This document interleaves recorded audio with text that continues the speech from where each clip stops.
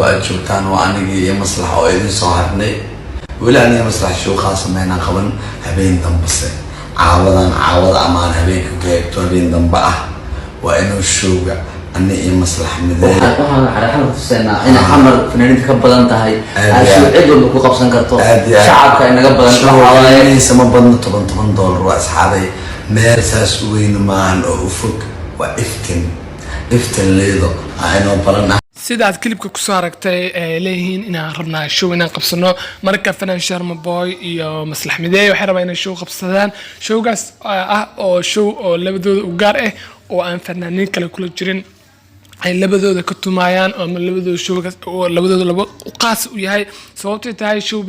showgaas oo ciidii showgaas oo Najm Nashaad ay u qabtaan isaga iyo Sharma Boy Maslax Mideey iyo fanaaniin badan laakiin showgan waa show oo labadooda u qaasa labadooda marka sida klibkan ku aragto waa klib inaba caadi ahayn oo inaba caadi sababtoo ta si asxaabtiisa marka showga ciida ay tumayeen si asxaabtiisa ay muuqaalada klibida ugu duubayaan ama si sawirada ula galayaan waa wax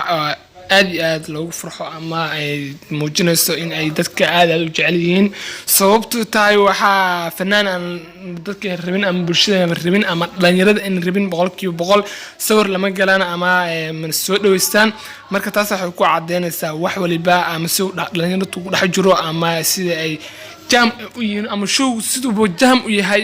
isku dhex jiraan ama dadku idil marka wallahi waa arin wax dhigi karno waa arin aad u fiican 100% taagay wax ku hay ciyaal xamar taasna been ma aha 100% sidoo yahay ama fanaankan heerku kaarsiisan yahay waxa soo gaarsiiyay ciyaal xamar ama talentigiis ama awoodiisa ku yimid laakiin waxad garab badan si ama aad u taageeray mar walba garab istaag muujid dhalinyarada sanadkan jirto dhalinyarada sanadkan marka sidii u sidaan aragtaa ama ay ruuxayaan ama u sigana uu kala kicinaydo marka waxaan waa fanaankii dhalinyarada waa kala fanaanka ama fanaankii doqooyinka marka taas waxay ku cadeynaysaa in uu yahay fanaan